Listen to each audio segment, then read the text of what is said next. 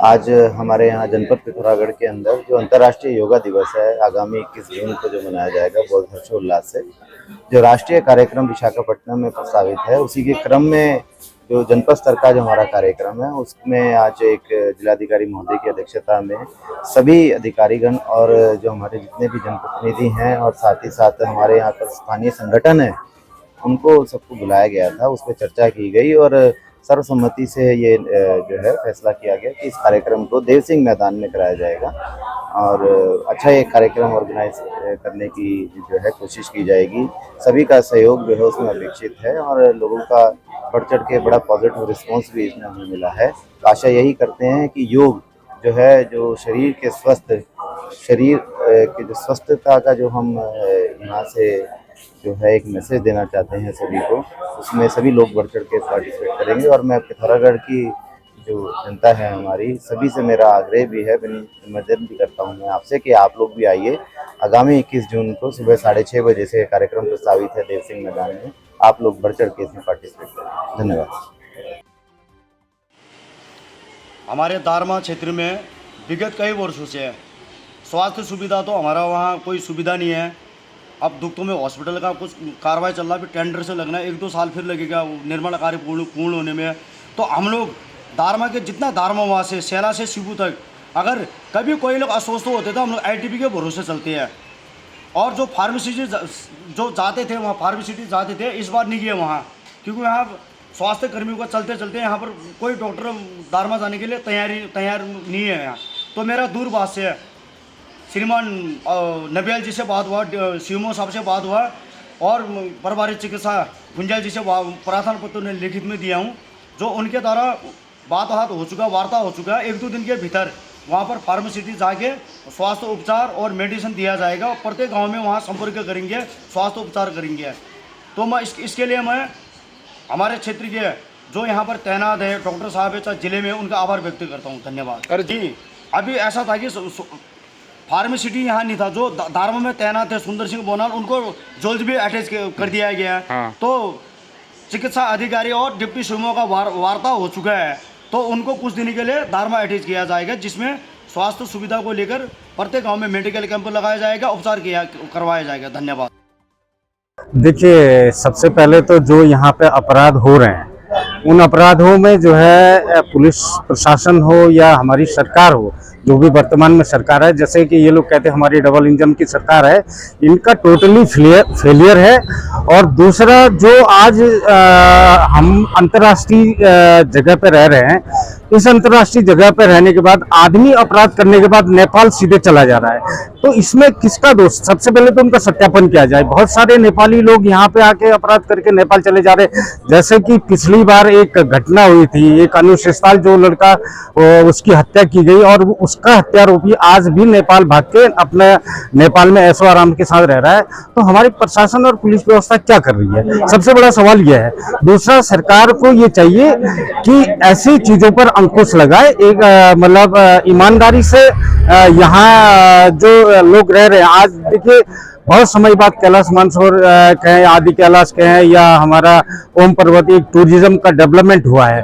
इससे इस तरह के कुकृत्यों से जो है उस पर्यटन पर भी असर पड़ेगा। तो हम सरकार से यही मांग करते हैं कि मतलब जो ये इस टाइप का हो रहा है कुकृत्य, इस पर लगाम लगाए, सख्ती से प्रशासन पेश आए, जो भी अपराधी प्रवृत्ति के लोग हैं उनको अंदर किया जाए।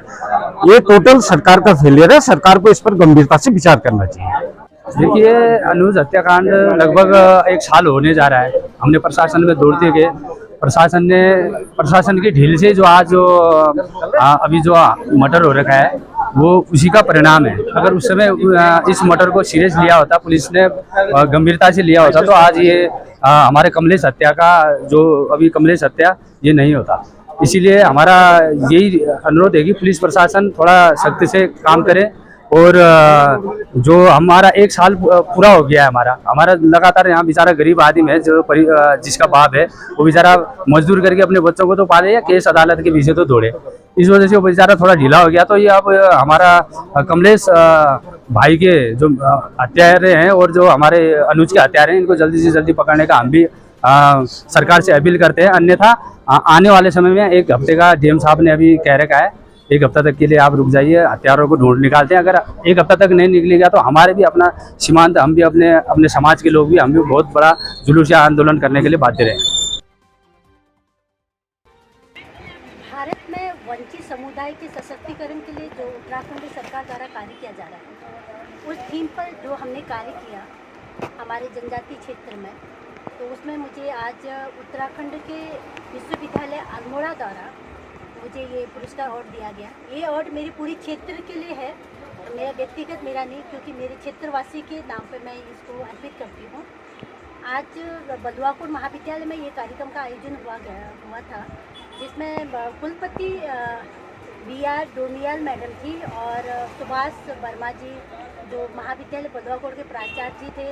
और इस सेमिनार में बहुत सारे पूरे देश भर के लोग जुड़े हुए थे, जिसमें हिमाचल प्रदेश से धर्मशाला से विश्वविद्यालय से जुड़े थे कुलपति जी, दिल्ली से कुलपति जी जुड़े थे, तमिलनाडु से कुलपति जी जुड़े थे, उत्तर प्रदेश से भी कुलपति जी जुड़े थे और पंजाब से भी कुलपति जी जुड़े थे। ऐसे ही हमारे नैनीताल से जुड़े थे कई लोग। ऑनलाइन उन्होंने भी बधाई दी और उन्होंने भी कई बातें शेयर की, जिसमें हमने परिचर्चा की। तो इसी विषय पे मुझे ये अवार्ड दिया गया। और सबसे अच्छी बात रही कि जिस तरह से उत्तराखंड सरकार कार्य कर रही है, लोक शिक्षा पर क्या थीम्स होना चाहिए और जो पिछड़ा वर्ग है, जो बहुत पीछे रह गए, उन समुदाय में किस तरह से उनका विकास किया जाए और किस तरह से उन पर कार्य किया जाए, वो थीम पर हमें अवार्ड भी दिया गया और कार्य करने के लिए और मनोबल बढ़ाया गया। क्योंकि जब व्यक्ति को पुरस्कार मिलता है तो कहीं ना कहीं उसको सशक्तिकरण किया जाता है और सशक्ति होता है और कार्य करने के लिए हमें और गति मिलती है। गौरव सेनानी संगठन के अध्यक्ष भूपाल रावल ने नेपाल प्रमुख जिलाधिकारी से की मुलाकात। अपराधियों को पकड़ने में पूरी मदद कर रहा नेपाल, बोले पौडेल। कमलेश हत्याकांड में नेपाल प्रशासन से मदद करने का आग्रह लेकर गौरव सेनानी संगठन के अध्यक्ष भूपाल रावल ने नेपाल दार्चुला जाकर दार्चुला के प्रमुख जिलाधिकारी अनिल पौडेल से शिष्टाचार मुलाकात की। पूर्व सैनिक संगठन के द्वारा नेपाल प्रमुख जिलाधिकारी को पत्र देकर धारचूला भारत में कमलेश हत्याकांड को लेकर आक्रोशित लोगों की जनभावनाओं से अवगत कराया गया। उन्होंने कहा कि कमलेश हत्याकांड के तीनों आरोपी नेपाल में होने की जानकारी मिली है। साथ ही धारचूला में ही 1 वर्ष पूर्व अनुज सिस्ताल की भी चाकू मारकर हत्या की गई थी।